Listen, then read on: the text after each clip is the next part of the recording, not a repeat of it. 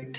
Last lecture में हम लोगों ने डिफरेंशियल इक्वेशन क्या होती है, ओडी पीडी किसको बोलते हैं, है ना, और order, degree, linear, non linear differential equation, general solution क्या होता है, पर्टिकुलर सॉल्यूशन क्या होता है ना, सिंगुलर सॉल्यूशन क्या होता है, ये सब पढ़ा था। अगर आपके पास nth ऑर्डर की कोई डिफरेंशियल इक्वेशन है और उसका जो सॉल्यूशन है उसमें भी n आर्बिट्ररी कांस्टेंट अगर आते हैं तो उसको जनरल सॉल्यूशन बोलते थे आप। पर्टिकुलर सॉल्यूशन किसको कहते थे, अगर आप जो जनरल सॉल्यूशन में आर्बिट्ररी कांस्टेंट को कोई पर्टिकुलर वैल्यू दे दो तो आप उसको बोलते थे पर्टिकुलर सॉल्यूशन। सिंगुलर सॉल्यूशन क्या होता था, एक ऐसा सॉल्यूशन जो जनरल सॉल्यूशन से ऑब्टेन नहीं हो सकता था। आप आर्बिट्ररी कांस्टेंट की कुछ भी वैल्यूज़ पुट आउट करो, वहाँ से आप सिंगुलर सॉल्यूशन ऑब्टेन नहीं कर सकते थे, है ना। A solution of OD which can not be obtained from any general solution by any choice of the an independent arbitrary constant is called singular solution. फिर आपने एग्जांपल देते देखे, ये डिफरेंशियल इक्वेशन है आपके पास, ये इसका सॉल्यूशन है, कितना ऑर्डर है इस डिफरेंशियल इक्वेशन का 2, और इस सॉल्यूशन के पास कितने आर्बिट्ररी कांस्टेंट है C1 C2, तो ये क्या हो गया, जनरल सॉल्यूशन। अब अगर आप इन आर्बिट्ररी कांस्टेंट को कोई पर्टिकुलर वैल्यू दे दो तो ये क्या हो जाता था, पर्टिकुलर सॉल्यूशन। नेक्स्ट एग्जांपल आपने देखा y = x + c का होल स्क्वायर इस डिफरेंशियल इक्वेशन का सॉल्यूशन था। इस डिफरेंशियल इक्वेशन का ऑर्डर कितना है, 1, और आर्बिट्ररी कांस्टेंट सॉल्यूशन में कितना आ रहे हैं, 1, तो ये क्या कहलाएगा, जनरल सॉल्यूशन या फिर कंप्लीट सॉल्यूशन। ठीक है। अब अगर आप c की कोई particular value c = 0 put out कर देते हो तो y = x² क्या कहलाएगा, आपका पर्टिकुलर सॉल्यूशन। ठीक है ना, ये आपका कहलाएगा, पर्टिकुलर वैल्यू दे दिया आपने आर्बिट्ररी कांस्टेंट को। अब y = 0 भी इस डिफरेंशियल इक्वेशन को सेटिस्फाई कर रहा है तो y = 0 भी इसका एक सॉल्यूशन है, बट ये जनरल सॉल्यूशन से ऑब्टेन नहीं कर सकते आप। आर्बिट्ररी कांस्टेंट की कुछ भी वैल्यू पुट आउट करो आप, y = 0 नहीं मिल पाएगा आपको कभी भी, है ना। तो y = 0 is solution of given differential equation but can not be obtained from any choice of c, तो इसलिए क्या कहलाएगा, singular solution. y = 0 singular solution, y = x² particular, और y = x + c का होल स्क्वायर क्या हो जाएगा आपका, जनरल सॉल्यूशन। ओके, आज हम पढ़ेंगे family of curve with arbitrary constant अगर आपके पास है तो उससे डिफरेंशियल इक्वेशन आप कैसे फॉर्म करते हैं, यानी कि फॉर्मेशन ऑफ डिफरेंशियल इक्वेशन।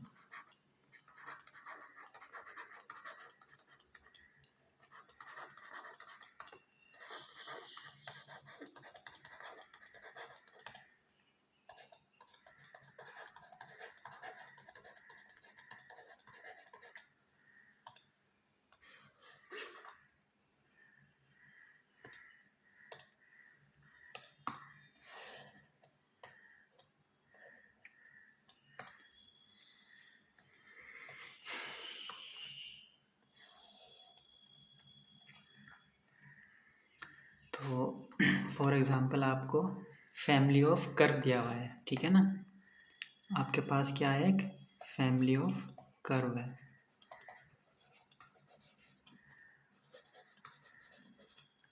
और उसमें n आर्बिट्ररी कांस्टेंट है विद n आर्बिट्ररी कांस्टेंट। जैसे फॉर एग्जांपल आपको एक फैमिली ऑफ कर्व दी जाए c1 e⁻x plus c2 e⁻2x plus c3 x²। अब देखो ये फैमिली ऑफ कर्व है, कितने आर्बिट्ररी कांस्टेंट है, c1 c2 एंड c3, तो ये एक फैमिली ऑफ कर्व है विद 3 आर्बिट्ररी कांस्टेंट। तो आपको इसकी डिफरेंशियल इक्वेशन फॉर्म करनी है, डिफरेंशियल इक्वेशन फॉर्म करनी है इस फैमिली ऑफ कर्व के लिए। तो आप कैसे करेंगे, वर्किंग रूल क्या रहेगा, स्टेप बाय स्टेप देखते हैं।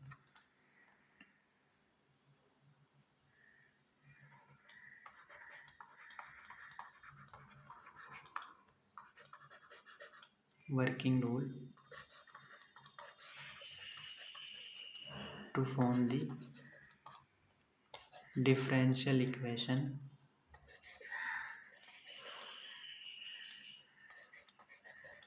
from the given equation in x and y, containing arbitrary constant.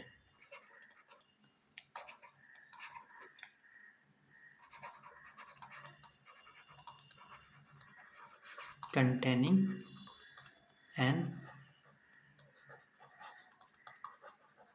arbitrary constant.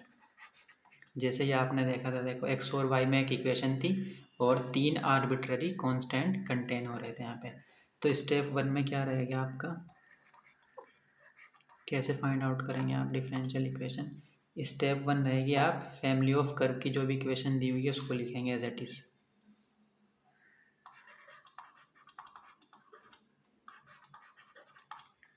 Right the equation of the given family of curves.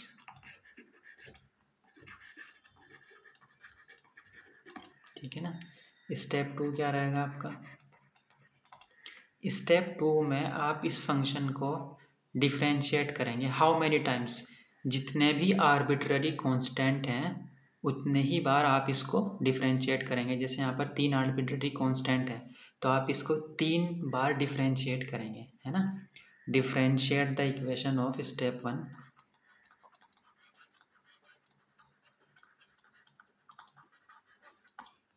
differentiate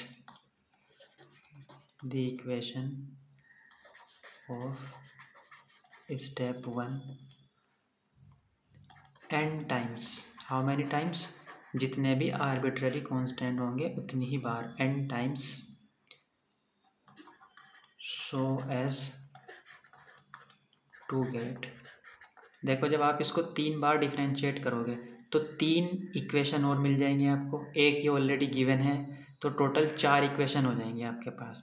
उन 4 इक्वेशन की मदद से आपको C1, C2, C3 जो आर्बिट्ररी कांस्टेंट होते हैं उनको एलिमिनेट करना होता है ना।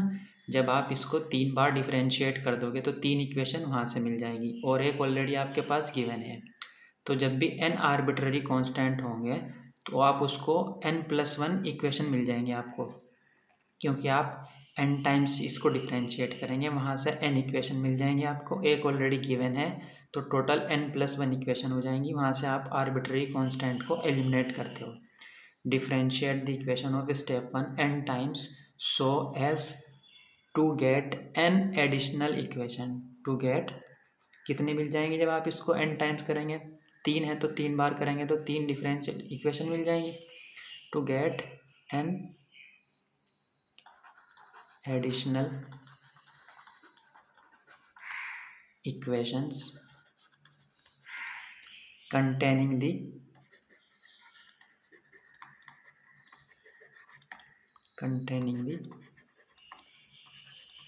n arbitrary constant। अब डेरिवेटिव भी आएंगे क्योंकि आप डिफरेंशिएट करोगे, एंड डेरिवेटिव्स। ठीक है ना। अब आपके पास टोटल इक्वेशन कितनी हो जाएंगी, n+1, क्योंकि एक तो ऑलरेडी आपके पास गिवन होगी और इसको n टाइम डिफरेंशिएट करेंगे, यानी कि अगर इसको देखें तो 3 टाइम्स करेंगे तो 3 इक्वेशन ये हो जाएंगी और एक ऑलरेडी 4 हो जाएंगी। तो अगर n आर्बिट्ररी कांस्टेंट है तो n+1 डिफरेंशियल इक्वेशन आ जाएंगे आपके पास। तो स्टेप 3 में क्या करना है आपको आर्बिट्ररी कांस्टेंट एलिमिनेट करना है n+1 इक्वेशन की मदद से। एलिमिनेट सभी आर्बिट्ररी यानी कि n arbitrary constant from n+1 equations, है ना। ऑब्टेन कहाँ से ऑब्टेन की थी आपने, फर्स्ट सेकंड स्टेप से। Obtain in step 1 and step 2। तो जब आप इनको एलिमिनेट करोगे तो एक डिफरेंशियल इक्वेशन मिलेगी वही इस फैमिली ऑफ कर्व की डिफरेंशियल इक्वेशन कहलाएगी, है ना। We obtain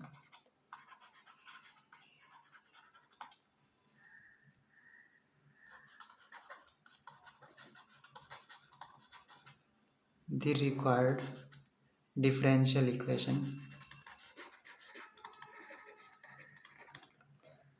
involving a derivative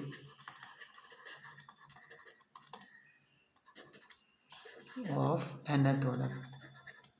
nth order की डिफरेंशियल इक्वेशन ही आपको मिलेगी, जितने आर्बिट्ररी कांस्टेंट होंगे उतनी ही ऑर्डर की डिफरेंशियल इक्वेशन मिलेगी। अब एग्जांपल देखते हैं। Example number 1, find the differential equation, find the differential equation of the family of curve y equals to e to the power mx, ठीक है, where m is arbitrary constant, where is m is the arbitrary constant, ठीक है। ये family of curve है, देखो जैसे जैसे आप m को चेंज करेंगे आपको डिफरेंट कर्व मिलते जाएंगे। अब इस फैमिली ऑफ कर्व के लिए आपको डिफरेंशियल इक्वेशन फॉर्म करनी है। तो सबसे पहले ये देखो कितने आर्बिट्ररी कांस्टेंट है, तो आप सबसे पहले स्टेप 1 में क्या करते थे, e to the power mx लिखते थे, है ना। स्टेप 1 में एज इट इज़ लिखेंगे आप, इसको इक्वेशन 1 कंसिडर करेंगे। स्टेप 2 क्या थी आपकी, इसको डिफरेंशिएट करेंगे हाउ मेनी टाइम्स, जितने भी आर्बिट्ररी कांस्टेंट है। अब आर्बिट्ररी कांस्टेंट सिर्फ एक ही है तो इसको एक बार डिफरेंशिएट करेंगे इक्वेशन 1 को, ठीक है ना। डिफरेंशिएटिंग इक्वेशन 1, तो आपको क्या मिलेगा, y1 यानी कि dy/dx equals to e to the power mx, फिर mx को करेंगे कितना आ जाएगा m, ठीक है। अब आपके पास कितनी इक्वेशन हो गई, टोटल 2। एक आर्बिट्ररी कांस्टेंट था, टोटल इक्वेशन हो गई 2। अब आप इनकी मदद से जो आर्बिट्ररी कांस्टेंट है उसको एलिमिनेट करोगे। तो देखो e to the power mx की वैल्यू कितनी है y, तो आप क्या लिख सकते हैं, स्टेप 3, एलिमिनेटिंग आर्बिट्ररी कांस्टेंट।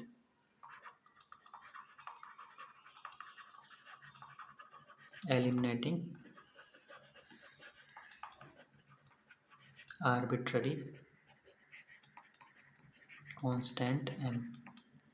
तो देखो आपके पास इक्वेशन क्या है second, y1 equals to m into e to the power mx, और e to the power mx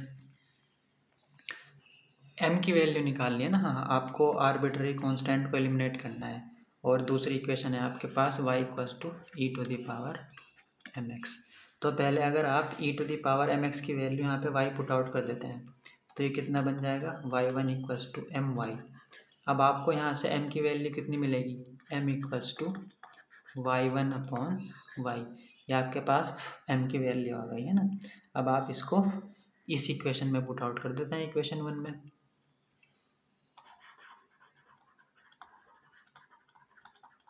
equation 1 क्या है, e to the power mx, m की वैल्यू ये पुट आउट कर देते हैं। पहले तो चाहे तो आप इसमें लॉगरिथम ले सकते हैं, कोई प्रॉब्लम नहीं है इसमें भी, है ना। तो आप इसमें लॉगरिथम ले लेंगे तो आसान हो जाएगा, नहीं तो डायरेक्ट भी लिख सकते हैं आप, y equals to E to the power m कितना है, y1/y इंटू एक्स, ऐसे भी लिख सकते हैं। अगर आप लॉग लेते हैं ये भी आपका आंसर ठीक है। लॉगरिथम ले लेते हैं तो ये कितना हो जाएगा, log ऑफ y, और ये log of e to the power y1x/y, ये पावर स्टार्टिंग में आ जाएगी लॉग की प्रॉपर्टी से, तो ये कितना हो जाएगा, y1x/y into log of e, log of e होता है आपका 1, तो y1x/y, ठीक है। ये आ गया आपका डिफरेंशियल इक्वेशन। कितनी आई है डिफरेंशियल इक्वेशन आपकी, log of y equals to y1 x और ये y की मल्टीप्लाई कर देते हैं इस साइड, ठीक है, यहाँ तक भी छोड़ सकते हैं।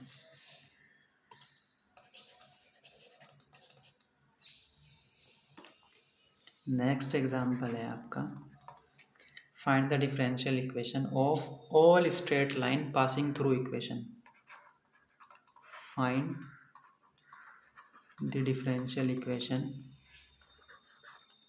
Of all straight line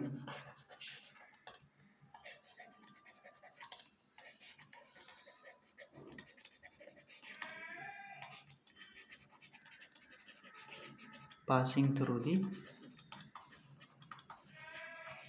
origin।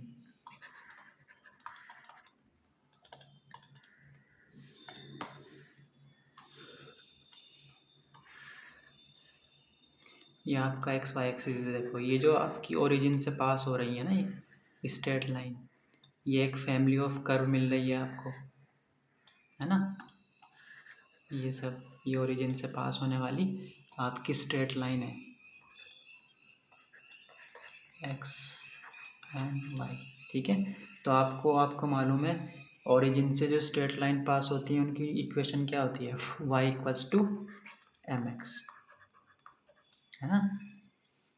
Equation of straight line passing through origin क्या होती है, y equals to m x, where m is the slope of the tangent, m equals to कितना होता है टेन थीटा, और अगर थीटा आपका ये है एंगल, ठीक है ना, ये होती है, आप ऑलरेडी पढ़ चुके हैं। तो अब आपके पास फैमिली ऑफ कर्व की इक्वेशन है। स्टेप 1 में आप क्या करते हैं, एज इट इज लिखते हैं इसको, y equals to m x, कितना आर्बिट्ररी कांस्टेंट है एक, तो स्टेप 2 में आप इसको वन टाइम डिफरेंशिएट करेंगे, तो कितना आ जाएगा y1 equals to m x का हो जाएगा 1, ठीक है।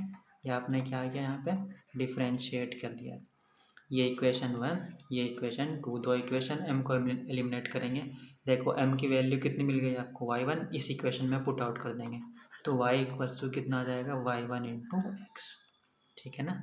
ये आपके पास क्या हो गई, ये आपने डिफरेंशियल इक्वेशन फॉर्म कर दी है family of straight line passing through origin, ठीक है। y1 का मतलब आपको पता है dy upon dx। Next example,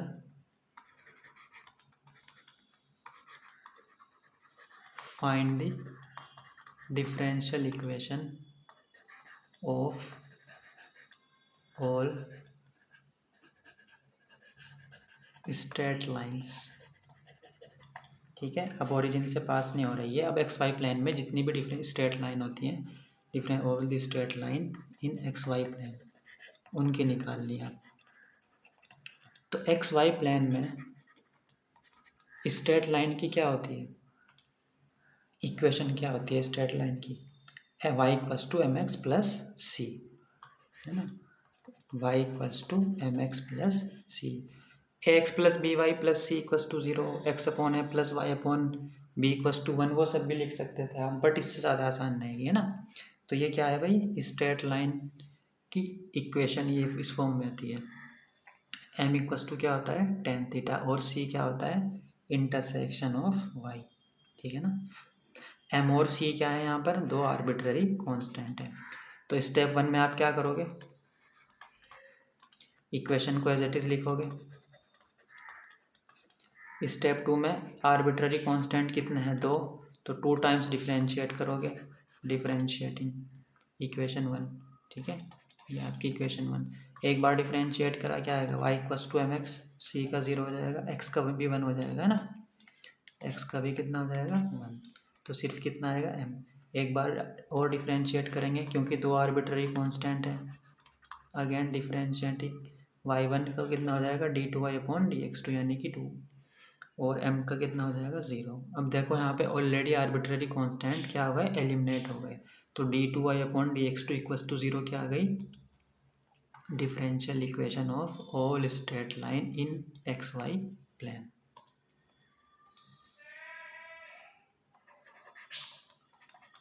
next example है आपका, obtain a differential equation satisfied by the family of circle, family of circle क्या दी हुई है, x square plus Y square equals to A square, ठीक है, a being an arbitrary constant. तो step 1 में आप क्या करोगे, इक्वेशन को एज इट इज लिखते हैं आप। स्टेप 2 में कितना आर्बिट्ररी कांस्टेंट है, एक, तो इसको डिफरेंशिएट कर दोगे 1 times, differentiating both the sides, है ना। डिफरेंशिएट करेंगे कितना आएगा, 2x plus 2y into D Y upon D x, a का हो जाएगा 0। तो देखो यहाँ पे ऑलरेडी स्टेप 3 क्या थी, आर्बिट्ररी कांस्टेंट को एलिमिनेट करना। ऑलरेडी आर्बिट्ररी कांस्टेंट एलिमिनेट हो चुका, ठीक है। तो इसको थोड़ा सा सिंप्लीफाई कर लेंगे, 2 कॉमन ले लेंगे, तो x plus y into D Y upon D x equals to 0। ये क्या आ गई आपकी differential equation of this family.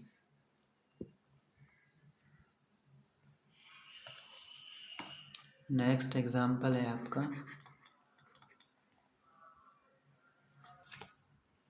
Find the differential equation of all circles which passes through origin, ठीक है ना। क्वेश्चन है आपका, find the differential equation of all circles, of all circles which pass through the origin,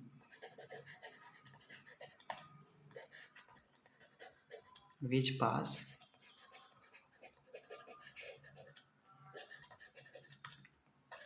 through the origin and whose centers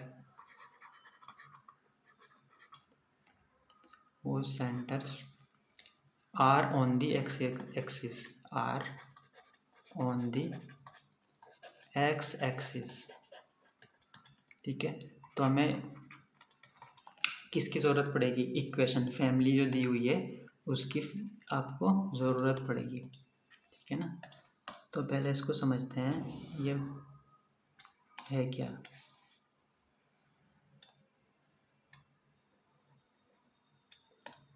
देखो क्या बोला है equation में, find the differential equation of all circle which passes through the origin, जो origin से पास हो रहे हैं, ठीक है, और जिनका सेंटर कहाँ पर है, एक्स एक्सिस पर सेंटर लाई कर रहा है। तो जो ओरिजिन से पास होने वाले और एक्स एक्सिस को जिनका सेंटर यहाँ पर है, कुछ इस तरीके से दिखाई देंगे ना, ये है ना, इन सब का सेंटर कहाँ पर लाई कर रहा है, एक्स एक्सिस पर, और सब क्या है, ओरिजिन को टच भी कर रहे हैं। तो इस तरीके के नज़र आएंगे कुछ आपको,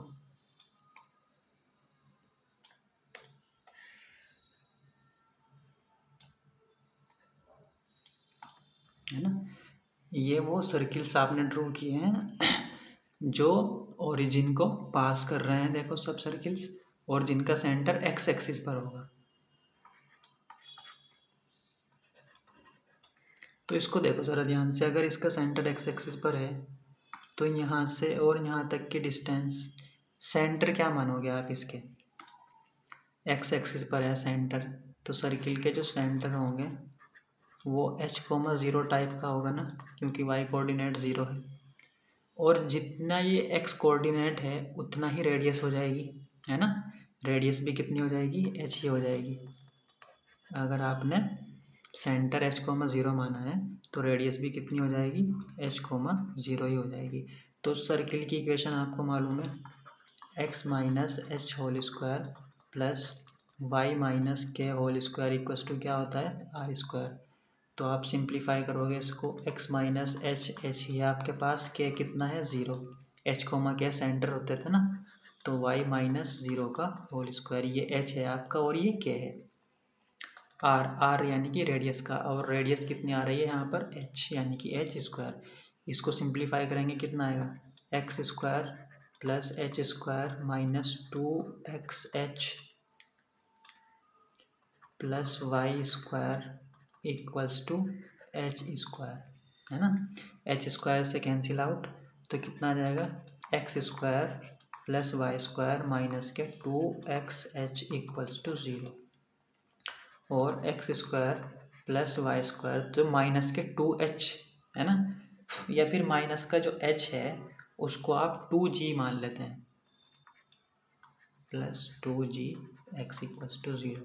ठीक है, तो आप जनरल जो इक्वेशन आएगी सर्किल्स की जो सेंटर से पास हो रहा है और जिसका सेंटर एक्स एक्सिस पर है, तो वो किस टाइप की दिखेगी भाई, इस टाइप की होगी। ये आपने ऑब्टेन की है, family of circles which passes through origin and having centre at x axis. ठीक है, यहाँ पे आपने कुछ नहीं किया, माइनस एच को जस्ट जी पुट आउट किया है, दूसरा आर्बिट्रेरी नाम दे दिया और कुछ नहीं किया है ना। यहाँ पे आपने क्या किया भाई, माइनस एच को जस्ट जी लिखा है ताकि पॉजिटिव टर्म में लिख लिया बस, और कुछ नहीं फ़र्क है।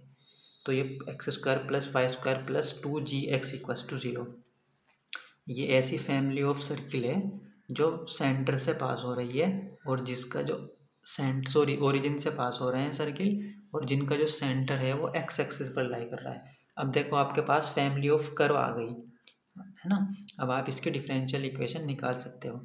स्टेप 1 में आप इसको एज इट इज़ लिखते हो, x square plus Y square plus 2gx equals to 0। Step 2 में कितना आर्बिट्रेरी कांस्टेंट है, एक, तो एक टाइम डिफरेंशिएट करोगे आप इसको, डिफरेंशिएटिंग 2x प्लस 2y, फिर y का हो जाएगा dy upon dx plus x का हो जाएगा 1, 2g इक्वल्स टू 0। अब आपके पास टोटल कितनी इक्वेशन हो गई, 2। अब इन दो इक्वेशन की मदद से आपको क्या करना है, g को एलिमिनेट करना है। तो यहाँ से g की वैल्यू बताओ ज़रा, इक्वेशन 2 से कितनी आ जाएगी, g की वैल्यू आपके पास आ जाएगी minus k x plus y into y 1। ठीक है, ये g की वैल्यू आप इक्वेशन 1 में पुट कर देंगे।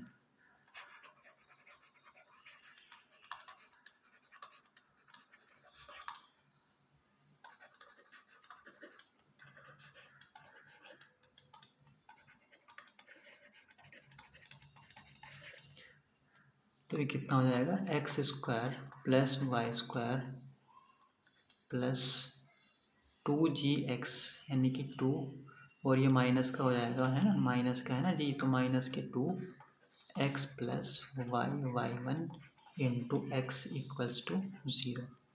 इसको थोड़ा सा और सिंप्लीफाई कर लेते हैं, तो ये x square plus Y square minus 2x square minus 2xy dy upon dx equals to 0, और ये माइनस के एक्स स्क्वायर हो जाएगा, तो आपके पास रह जाएगा y square minus x square minus 2xy dy upon dx equals to 0। अब आपने क्या किया, आर्बिट्ररी कांस्टेंट को एलिमिनेट कर दिया है ना, तो ये क्या आ गई आपकी फर्स्ट ऑर्डर डिफरेंशियल इक्वेशन, क्योंकि आर्बिट्ररी कांस्टेंट कितना था, एक ही था ना, तो उतने ही ऑर्डर की डिफरेंशियल इक्वेशन मिलती है आपको फर्स्ट ऑर्डर की। ठीक है,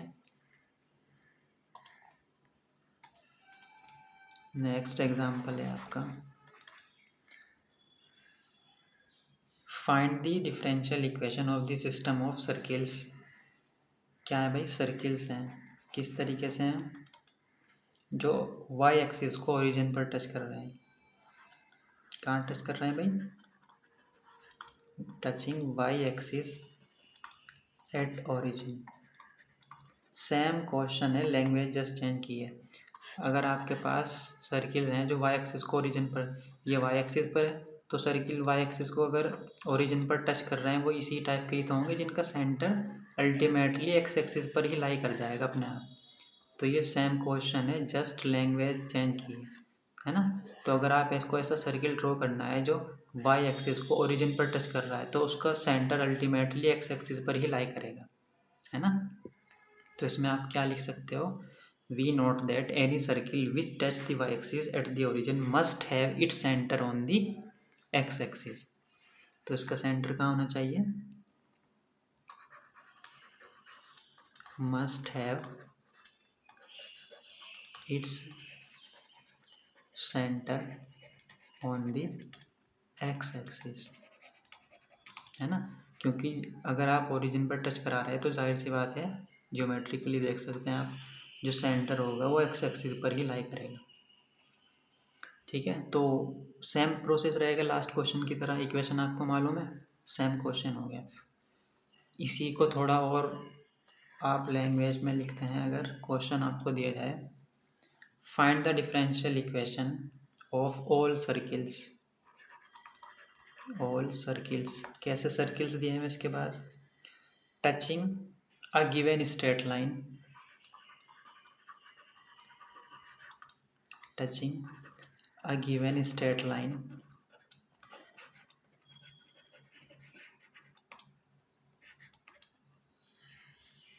given a straight line at a given point,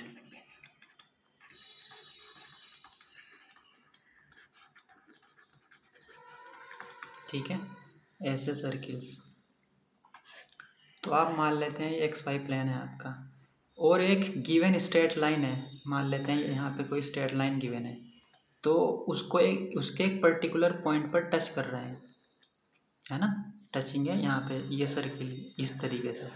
तो ये जो सर्किल्स हैं इनकी आपको क्या बतानी है भाई? Differential equation. अब ये जो फिक्स स्ट्रेट लाइन की थी जिसको आप वो सर्किल टच करके जा रहे थे, अगर आप इसको वाई एक्सिस कंसीडर कर लेते हैं कोई प्रॉब्लम नहीं है, क्योंकि वाई एक्सिस भी एक स्ट्रेट लाइन है। और जो फिक्स पॉइंट है वो आप यहाँ ना होकर सिर्फ ओरिजिन को चूज कर लेकर, है ना, देखो ये भी तो यही है ना जो लिखा हुआ है। सेटिस्फाई हो रही है आपकी बात? भाई गिवन फिक्स लाइन क्या है? जो एक स्ट्रेट लाइन है वो वाई एक्सिस कंसीडर कर लिया आपने, और एट ए गिवन पॉइंट, जो गिवन पॉइंट है वो उसको आपने क्या कंसीडर कर लिया? ओरिजिन, ताकि आपकी वो जो है आपकी सिंप्लीफिकेशन आसान हो जाए। यहाँ पर भी आप चूज कर सकते थे, फिर इस तरीके के सर्किल बनते हैं। तो यहाँ पे पॉइंट किस तरह का था? 0, K का था, तो उससे थोड़ा लेंथी हो जाता। बट यहाँ पे क्या हुआ? सिंप्लीफिकेशन के लिए आपने वाई एक्सिस को स्ट्रेट लाइन चूज कर लिया और जो गिवन पॉइंट है उसको ओरिजिन कंसीडर कर लिया, ठीक है ना। तो इसमें क्या करोगे आप? For the sake of simplification,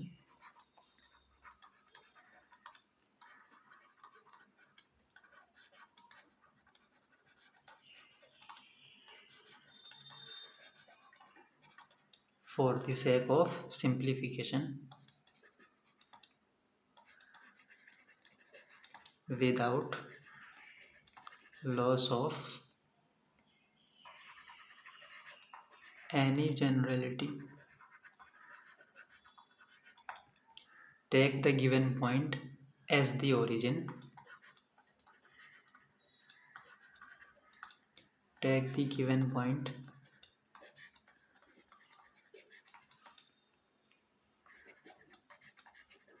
as the origin and the given straight line and the given straight line as the y-axis, ठीक है। ऐसे सर्किल जो टच करके जा रहे थे किसी स्ट्रेट लाइन को एक पर्टिकुलर पॉइंट पर, तो आपने सिंप्लीफिकेशन के लिए क्या किया? उस स्ट्रेट लाइन को वाई एक्सिस कंसीडर कर लिया और इस गिवन पॉइंट को ओरिजिन कंसीडर कर लिया, ताकि आपकी कैलकुलेशन सिंप्लीफाई हो जाए। तो इससे क्या फ़ायदा हुआ? अब आपको इन टाइप के सर्किल की इक्वेशन मालूम ही है, ऑलरेडी पढ़ चुके हैं एग्जाम्पल। तो इसकी इक्वेशन क्या आई थी आपकी? सर्किल्स की x² + y² + 2gx = 0, ठीक है, जो लास्ट क्वेश्चन किया था आपने सेम। अब आप इसकी differential equation easily find out कर सकते हो।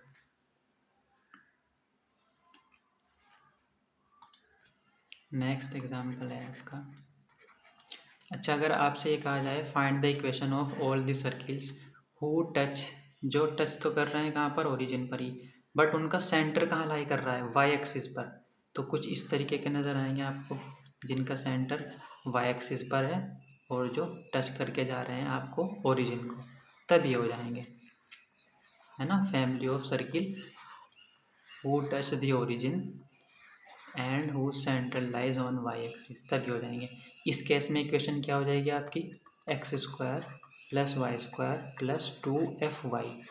वहाँ पर क्या आता था? 2gx = 0 आता था, अगर x एक्सिस पर सेंटर लाई कर रहा है और ओरिजिन को टच कर रहे हैं सर्किल।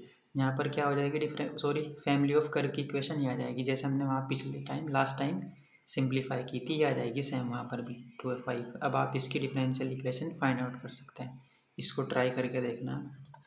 ये किस तरीके की फैमिली ऑफ सर्किल्स है जो टच कर रहे हैं ओरिजिन को और जिनका सेंटर वाई एक्सिस पर है ना। लिख लेते हैं आप, ऐसे सर्किल्स हैं ये,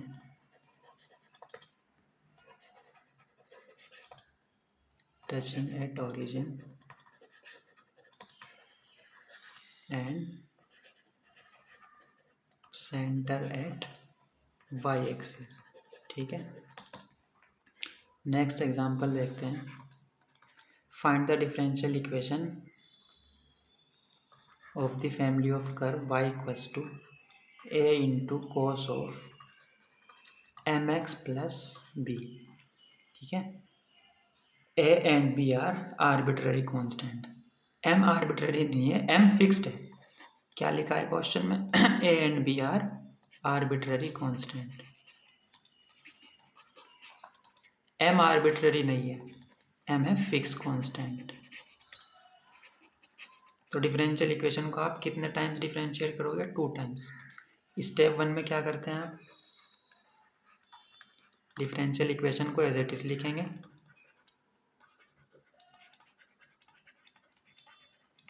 कितने आर्बिट्ररी कांस्टेंट है? 2, तो 2 टाइम्स इसको डिफरेंशिएट करोगे आप। फर्स्ट टाइम डिफरेंशिएट करेंगे, कितना आएगा? dy upon D x equals to negative a m cos का हो जाएगा sine m x plus b, है ना। देखो a को आपने एज इट इज रखा, कोस का कितना हो जाएगा? Minus sine a x m x plus b, फिर एम एक्स प्लस बी का करोगे आप डिफरेंशिएट, कितना आ जाएगा? m। एक और बार डिफरेंशिएट करोगे आप इसको तो कितना आएगा? D two Y upon D x two. इस बार कितना आएगा? Minus m square a into cos of m x plus b. अब आपको कितनी इक्वेशन हो गई टोटल? 3। आर्बिट्ररी कांस्टेंट कौन कौन है? ए और बी। तो ए और बी को एलिमिनेट करना है। अब यहाँ पे इसको ध्यान से देखो, ए कोस एम एक्स प्लस बी, ए कोस एम एक्स प्लस बी, ये वाई की वैल्यू है ना, तो इसकी जगह आप क्या पुट आउट कर सकते हैं? वाई। तो D two Y upon D x two equals to minus k m square y, और d two Y upon D x two plus m square y equals to 0। ये क्या आ गया आपकी? Differential equation of given family of curve. ठीक है ना। Next example है आपकी, find the differential equation of the family. एक कर्व दिया हुआ है, family of curve x Y equals to a e to the power x plus b e to the power minus x plus x square. एक ऐसी differential equation बतानी है ना, eliminate करना अल्टीमेटली ए और बी को। सेम है, फैमिली ऑफ कर्व दी हुई है, ए और बी क्या है आपके पास? आर्बिट्ररी कांस्टेंट है यहाँ पे। तो स्टेप 1 में आप क्या करोगे? एज इट इज लिखेंगे इक्वेशन को, है ना। X Y equals to a e to the power x plus b e to the power minus x plus x square. Step 2 में क्या करते हो आप? डिफरेंशिएट करोगे दोनों साइड से। यहाँ पे प्रोडक्ट रूल लग जाएगा, x as it is y का d Y upon D x plus y as it is x का कितना हो जाएगा? 1। राइट साइड में कितना हो जाएगा? A e to the power a x, इसका हो जाएगा minus b e to the power minus x, x square का कितना हो जाएगा? 2x। एक और बार डिफरेंशिएट करोगे आप, क्योंकि दो आर्बिट्ररी कांस्टेंट है।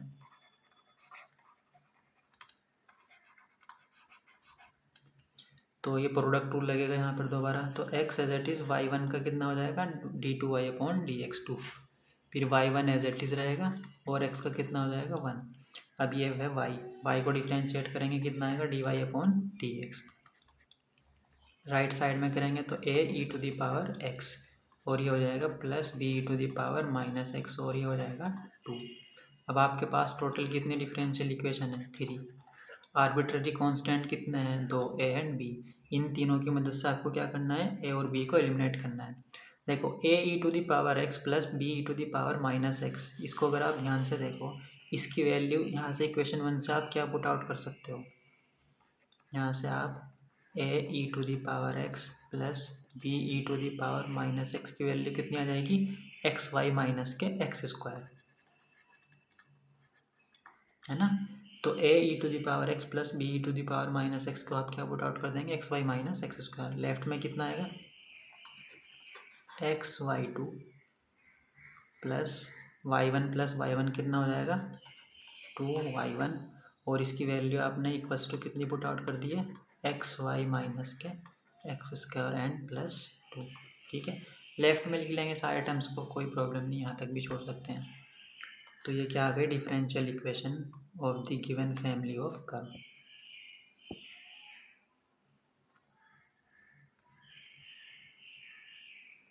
नेक्स्ट क्वेश्चन है आपका,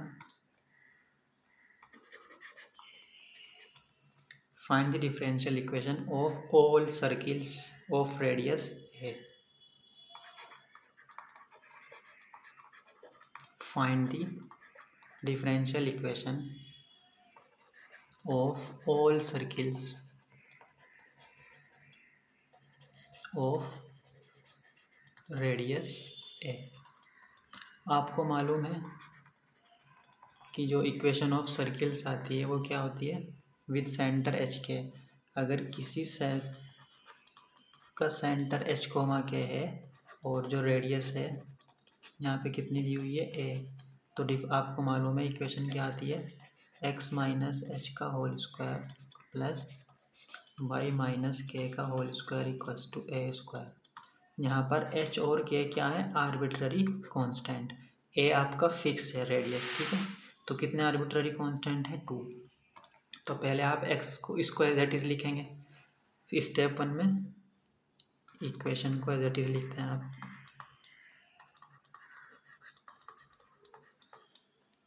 कितने आर्बिट्ररी कांस्टेंट है, 2, तो 2 बार इसको डिफ्रेंशिएट करेंगे, डिफ्रेंशिएटिंग बोथ दी साइड कितना हो जाएगा, एक्स माइनस एच 2, फिर एक्स माइनस एच को करेंगे तो 1 आ जाएगा प्लस 2 वाई माइनस के को करेंगे तो वाई का हो जाएगा d Y upon D x, और इसका हो जाएगा 0।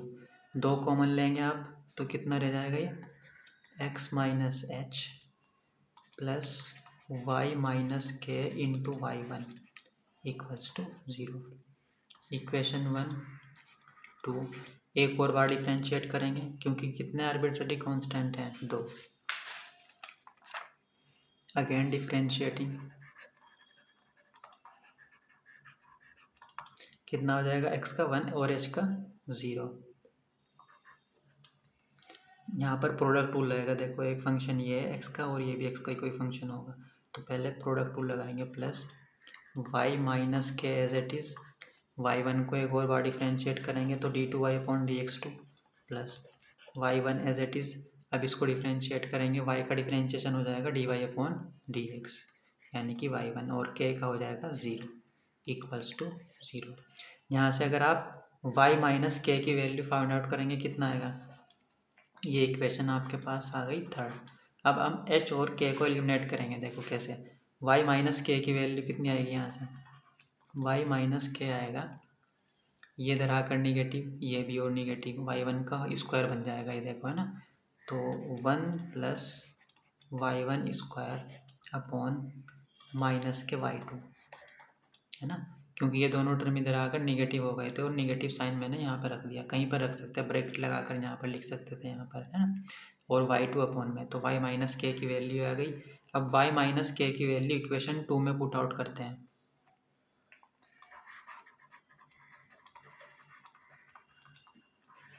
इक्वेशन 2 में अगर आप वाई माइनस पुट आउट करोगे तो क्या आएगा, x minus h as it is plus y minus k कितना है, 1 plus y one square upon minus k y two into y one equals to 0।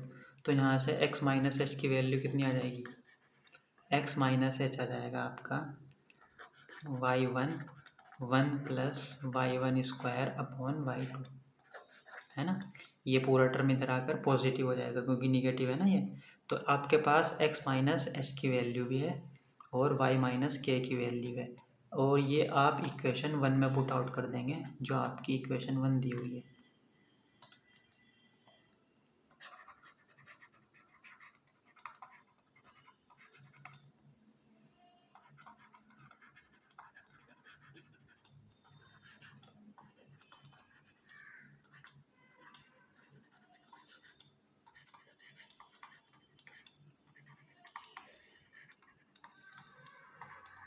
पहले आपने x माइनस एच और y minus के की वैल्यू फाइंड आउट की। अब ये वैल्यू आप इक्वेशन 1 में पुट आउट कर देंगे ताकि आपके h और k एलिमिनेट हो जाए। क्या है x माइनस एच का होल स्क्वायर यानी कि इस कंप्लीट का whole square, that means y1 square 1 plus y1 square का होल स्क्वायर अपॉन y2 का whole square plus y minus k whole square यानी कि इस कंप्लीट का होल स्क्वायर कितना आ जाएगा 1 प्लस y1 स्क्वायर का होल स्क्वायर अपॉन y2 का whole square equals to A square. इसको थोड़ा सा और सिंप्लीफाई कर लेते हैं और y2 स्क्वायर कॉमन आ जाएगा है ना, और 1 प्लस y1 का होल स्क्वायर भी कॉमन है दोनों में, तो कितना हो जाएगा 1 प्लस y1 स्क्वायर का होल स्क्वायर, यहाँ पर कितना रह जाएगा 1 प्लस y1 स्क्वायर। ठीक है, यहाँ पे 1 और यहाँ पे y1 स्क्वायर आ जाएगा, और एलसीएम नीचे कितना लिया था आपने y2 का whole square equals to A square. तो देखो यहाँ पे 1 प्लस y1 स्क्वायर की पावर 2 और यहाँ पर कितनी है 1, तो टोटल कितनी हो जाएगी पावर 3। तो 1 प्लस y1 स्क्वायर की power 3 equals to A square into d2y upon dx2 का होल स्क्वायर। y2 स्क्वायर का मतलब क्या है d2y अपॉन dx2 का होल स्क्वायर। ठीक है, तो ये आपकी फैमिली ऑफ सर्किल्स की डिफरेंशियल इक्वेशन आ गई आपके पास। ठीक है ना। नेक्स्ट एग्जांपल है आपका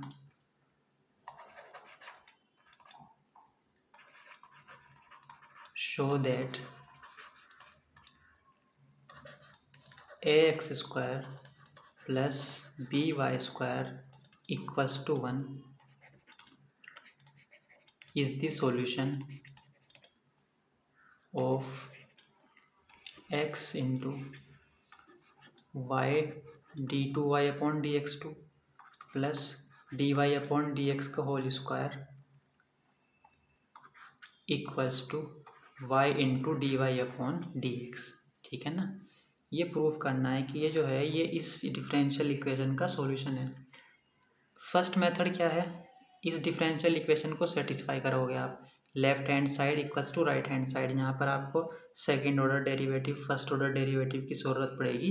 फिर आप ये शो कर देंगे कि ये RHS और LHS क्या हैं, दोनों बराबर हैं, तो ये सॉल्यूशन हो जाएगा। एक तरीका ये है, अगर आप इस फैमिली ऑफ कर्व की डिफरेंशियल इक्वेशन निकालें और वो यही आ जाए तो ये क्या हो जाएगा इसका एक सॉल्यूशन। ठीक है, तो सेकंड मेथड से करते हैं इसको। फर्स्ट आप एज इट इज़ लिखेंगे डिफरेंशियल इक्वेशन को,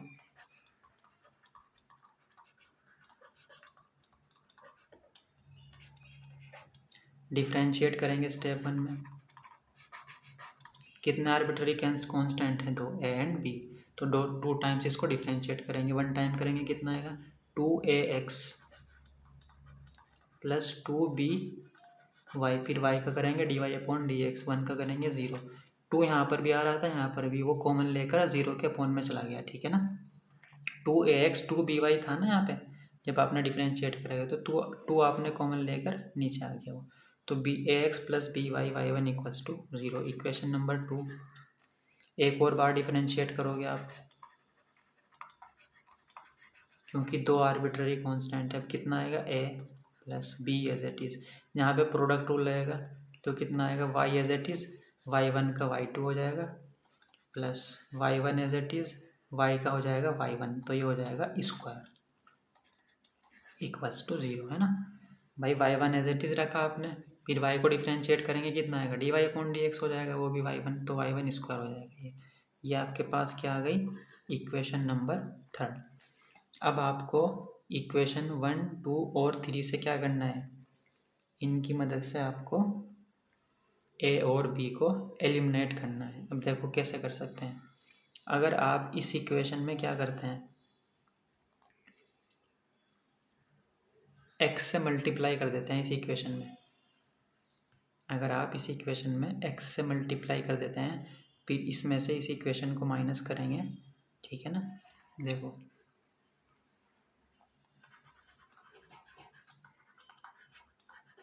multiply equation 3 by x। x से अगर मल्टीप्लाई करेंगे तो कितना हो जाएगा, ax plus B X y2 plus y1 square equals to 0। अब इक्वेशन 2 और 3 को देखो, ax सब्सट्रैक्ट कर देंगे, ये इक्वेशन 4।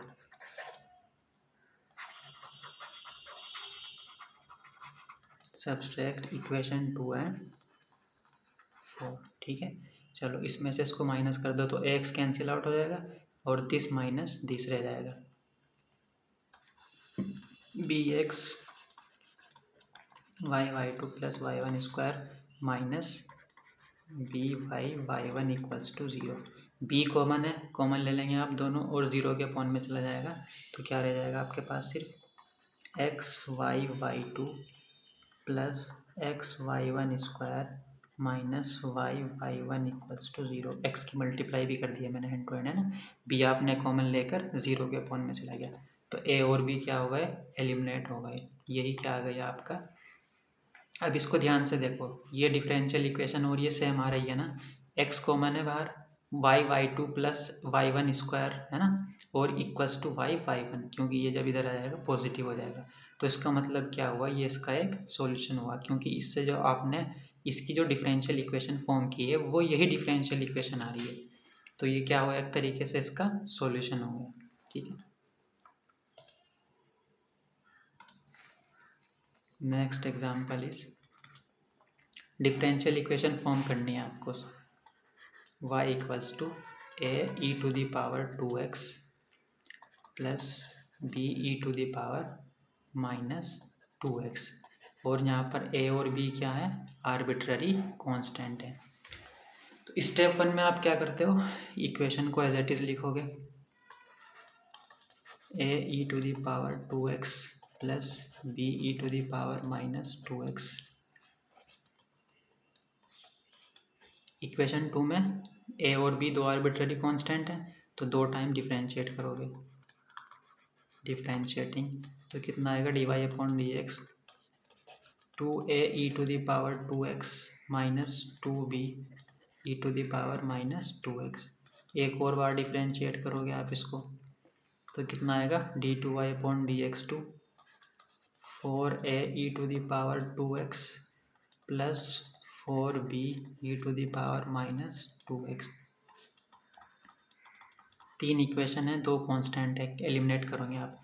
तो देखो यहाँ पे अगर 4 कॉमन ले लिया जाए तो कितना हो जाएगा, a e to the power 2x plus b e to the power minus 2x, और ये देखो दोबारा से क्या बन गया, ये y की वैल्यू है ना, तो ये हो जाएगा 4y।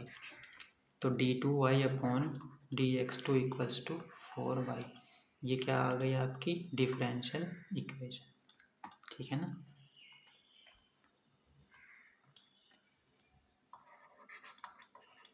नेक्स्ट क्वेश्चन है आपका y इक्वल्स टू के डॉट साइन इनवर्स x। के क्या है यहाँ पर आपका, आर्बिट्ररी कांस्टेंट है। तो स्टेप 1 में एज इट इज लिखते हैं डिफरेंशियल इक्वेशन को। सेकंड स्टेप में क्या करते हैं, डिफरेंशिएट करोगे आप इसको एक बार, y1 इक्वल्स टू के अपॉन साइन इनवर्स x का कितना हो जाएगा भाई, √1 माइनस एक्स स्क्वायर। अब 2 इक्वेशन है आपके पास, ये इक्वेशन 1 और ये इक्वेशन 2। आर्बिट्ररी कांस्टेंट के को एलिमिनेट करना है, ठीक है।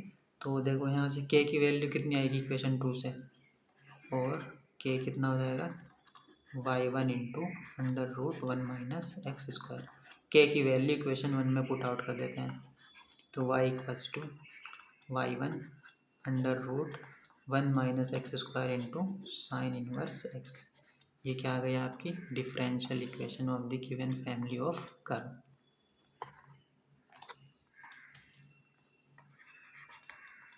नेक्स्ट एग्जांपल है आपका y equals to alpha X plus beta X square. Alpha और बीटा क्या है? आर्बिट्ररी कांस्टेंट है। तो स्टेप 1 में आप क्या करते हो? इक्वेशन को एज इट इज़ लिखोगे। कितने आर्बिट्ररी कांस्टेंट हैं? अल्फ़ा और बीटा, दो हैं, तो इसको 2 टाइम्स डिफ्रेंशिएट करोगे। तो यहाँ पे dy upon D x equals to alpha plus 2 beta X, again differentiating, क्योंकि दो कांस्टेंट है ना, तो 2 टाइम करोगे आप, तो D two Y upon D x two ये 0 हो जाएगा, ये हो जाएगा 2 बीटा। ठीक है, अब आपके पास कितनी इक्वेशन है? टोटल 3 और 2 आर्बिट्ररी कांस्टेंट हैं। ठीक है, तो देखो, एक तो बीटा की वैल्यू यहाँ से कितनी आ गई? y2/2। बीटा की वैल्यू यहाँ पुट आउट करेंगे तो अल्फ़ा की मिल जाएगी। अल्फ़ा और बीटा की वैल्यू इस इक्वेशन में पुट आउट कर देंगे तो अल्फ़ा और बीटा क्या हो जाएंगे? एलिमिनेट हो जाएंगे। एक मेथड तो ये आपके पास, एक और अल्टरनेट है, तो दोनों मेथड देख लेते हैं। Method 1, eliminating alpha and beta. ठीक है, तो फर्स्ट में क्या है? 2 बीटा की वैल्यू आ गई आपके पास। अब इसको आप इक्वेशन 2 में पुट आउट करते हैं। ठीक है, तो इक्वेशन 2 में जब आप पुट आउट करेंगे क्या बन जाएगा? अल्फ़ा प्लस 2 बीटा की वैल्यू कितनी आ जाएगी? y2 into x. यहाँ से अल्फ़ा की वैल्यू जब आप निकालेंगे कितना आ जाएगा? अल्फ़ा आ जाएगा आपका y1 माइनस y2 एक्स। अब आपके पास अल्फ़ा की वैल्यू भी है और बीटा की भी। बीटा की वैल्यू यहाँ कितनी है भाई? y2/2। तो इसको आप इक्वेशन 1 में पुट आउट कर देंगे, अल्फ़ा और बीटा। तो क्या बन जाएगी इक्वेशन 1? अल्फ़ा की value y1 minus y2 x into x plus beta कितना है?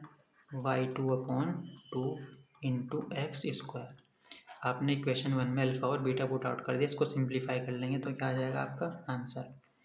अल्टरनेट मेथड क्या है इसका?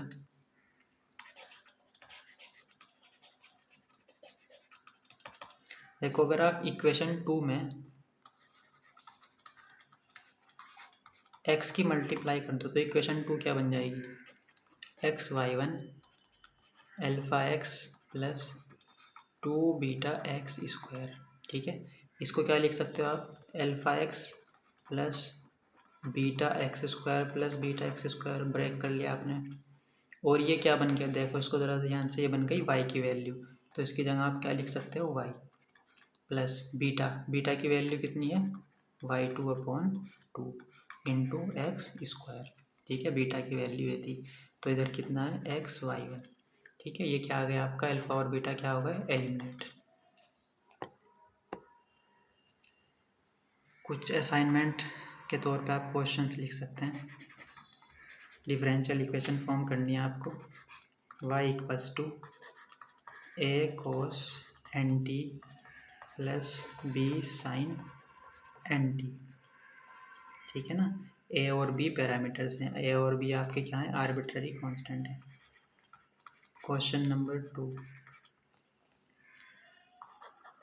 X Y equals to a e to the power x plus b e to the power minus x। a और b क्या हैं आपके? Arbitrary constant है। ठीक है, question number 3, y equals to a e to the power 3x plus b e to the power 5x। a और b क्या है यहाँ पर? आर्बिट्ररी कांस्टेंट है। ये इम्पोर्टेंट है, इसको ज़रूर करना है। ठीक है ना। अच्छा, कुछ क्वेश्चंस ऑर्डर डिग्री के भी रिवाइज कर लेते हैं। आपको इक्वेशन दी हुई है d3y upon dx3 d2y upon dx2 dy upon dx plus Y equals to X. इस डिफरेंशियल इक्वेशन का ऑर्डर कितना है? यानी कि हाईएस्ट ऑर्डर डेरिवेटिव y को मैक्सिमम कितनी बार डिफरेंशिएट किया हुआ है? 3, तो ऑर्डर कितना आ गया? 3। और जो हाईएस्ट ऑर्डर डेरिवेटिव की पावर है वो क्या कहलाती है, डिग्री। तो इसकी पावर कितनी है, 1।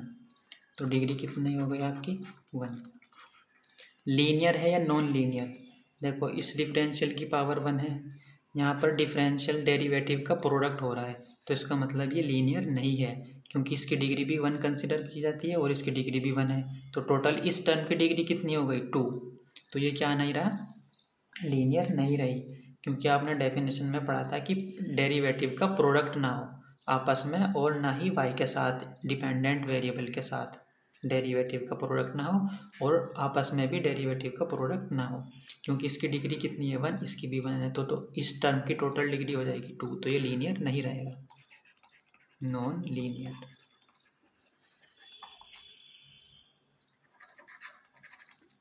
नेक्स्ट एग्जाम्पल है आपका x into d4y upon dx4 plus D square Y upon D X square equals to E to the power x.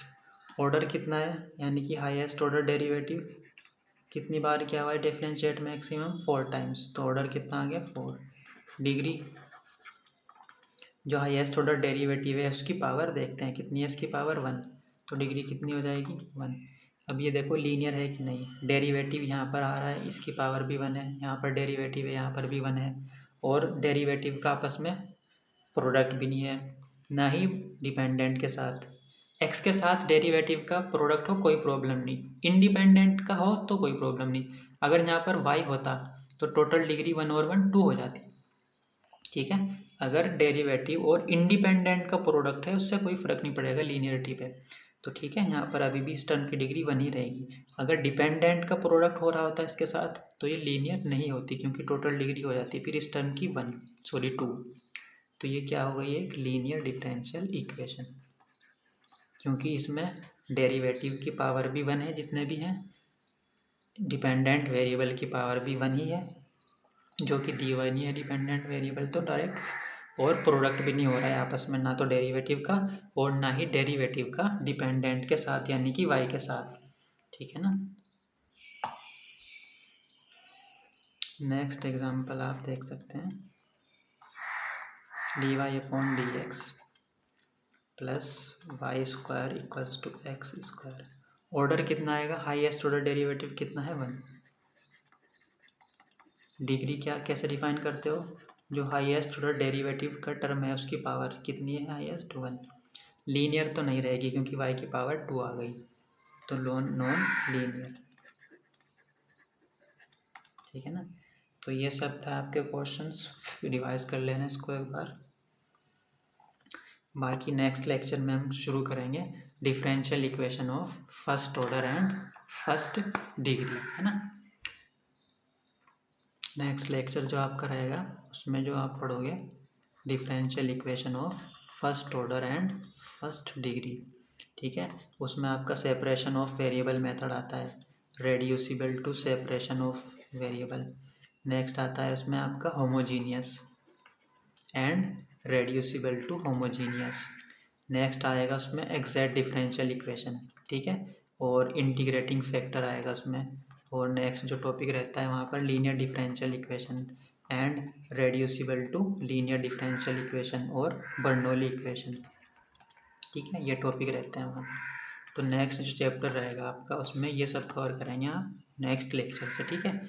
Separation of variable, reduce to homogeneous differential equation of first order first degree कैसे solve करते हैं, exact differential equation उसके अलग अलग method क्या होती है, exact integrating factor क्या होता है, लीनियर डिफरेंशियल इक्वेशन जो आप ऑलरेडी वैसे पढ़ चुके हैं 12th में, बट यहाँ पर रिवाइज करोगे, और बर्नौली इक्वेशन क्या होती है, ठीक है ना। ये सब रहेगा आपका नेक्स्ट चैप्टर में। बाकी जब तब तक इसको रिवाइज कर लेना जितना भी हो सके, है ना। कोई डाउट वगैरह हो तो कमेंट कर देना। और हाँ, लास्ट लेक्चर में आप एक क्वेश्चन किया था, singular y equals to E की power x C two E to the power 2x, ये तो जनरल सॉल्यूशन था इस डिफरेंशियल इक्वेशन का, ठीक है, ये जनरल हो गया था। C1 C2 को कोई वैल्यू दे देंगे तो वो पर्टिकुलर बन गया था -2 ई टू दी पावर 2x। फिर वहाँ पे हमसे एक मिस्टेक हो गई थी कि वहाँ पे लिखा था कि y=0 इसका एक सिंगुलर सॉल्यूशन है जो जनरल से ऑब्टेन नहीं किया जा सकता, बट ये सिंगुलर नहीं है क्योंकि ये जनरल से ऑब्टेन किया जा सकता है। अगर C1 को भी 0 पुट आउट कर दो, आप C2 को भी 0 पुट आउट कर दो, तो ये जनरल सॉल्यूशन से क्या हो रहा है, ऑब्टेन हो रहा है। तो y=0 सिंगुलर सॉल्यूशन नहीं है, पर्टिकुलर हो गया, पर्टिकुलर वैल्यू देकर आप निकाल रहे हैं। सिंगुलर सॉल्यूशन वो होता है जो जनरल सॉल्यूशन से ऑब्टेन नहीं किया जा सकता by any choice of arbitrary constant. ठीक है, तो इसको ज़रूर करेक्ट कर लेना कि लास्ट लेक्चर में था, आई थिंक सेकंड लेक्चर में। ठीक है, कोई डाउट हो तो इसमें कमेंट कर देना और लाइक एंड सब्सक्राइब। नोट्स के लिए कांटेक्ट कर लेना।